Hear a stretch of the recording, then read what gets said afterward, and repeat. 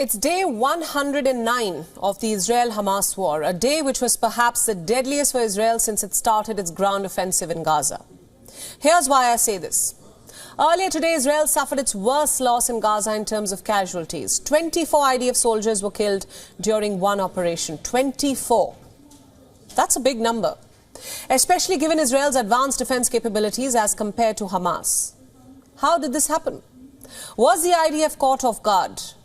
Well, reports say the deaths occurred during an IDF raid in the west part of Khan Younis. For the unversed, Khan Younis is the main city located in the southern part of the enclave. It is sheltering hundreds of thousands of Palestinians who have fled areas in the north.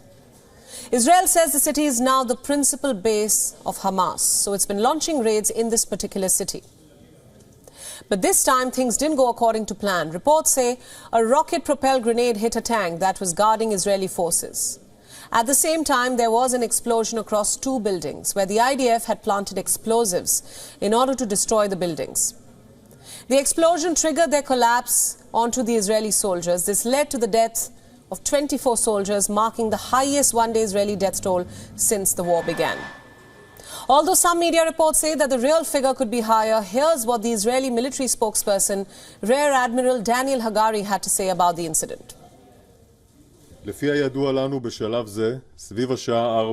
According to what is known at this stage, around 4 o'clock, it seems that an RPG missile was fired by terrorists at a tank that was guarding the force.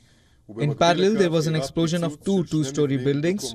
The structures collapsed as a result of this explosion, at a time when most of the force were inside them and nearby.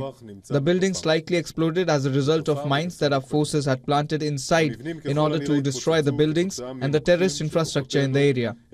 We are still examining and investigating the details of the event and the reason for the explosion. The heavy death toll has sent shockwaves across Israel. It has also infuriated Israeli government officials. Speaking about the incident, Israel's defense minister Yoav Gallant said, and I quote, "This is a hard and painful morning. Our hearts are with our precious families during their hardest hour." He added, "This war will determine the fate of Israel in the next decades. Our fallen soldiers are an imperative to achieve war objectives." Meanwhile, the IDF has also released the names of the soldiers killed. It says most of them were serving as reservists at the official training school.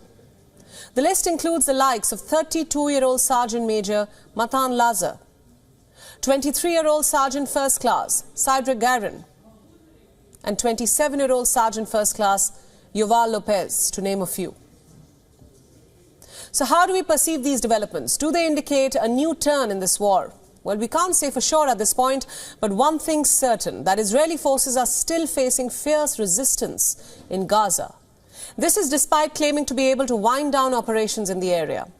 Plus, Hamas's ability to continue to launch such attacks, that too 3 months after the IDF first entered the enclave, has raised questions about Israel's strategy for this war.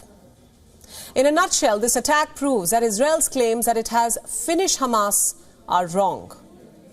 Back in Jerusalem, this bitter reality has saddened many Israelis. They're reacting with remorse, expressing their shock at what unfolded. Here are a few of the voices. Well, that's horrible. That's horrendous. It's terrible. You know, it's our sons, it's our brothers. It's terrible. But we got to do what we got to do so that October 7th doesn't happen again. The most terrible incident that occurred to Israel, and it's very sad, you know, to deal with that, to wake up in the morning and to read about all the soldiers that fell down, that they die, and you don't know how to handle it. You don't know how to handle the situation. I am sick that we're losing these wonderful young men. We need them alive in Israel. The bottom line is this. 109 days since this war started, no side seems to have the upper hand. Israel's claims of destroying Hamas have proven to be wrong. Is this why it is offering a 2-month pause in fighting? You see, an Axios report claims that Israel has given Hamas a proposal to pause fighting for 2 months as part of a multi-phase deal, a deal that would include the release of all remaining hostages in Gaza. There are more than 130 of them who are still being held by Hamas. Israel is willing to temporarily cease its operations if Hamas releases them. But the question is, Will Hamas, which may be emboldened by the recent attacks, comply? We'll have to wait and watch.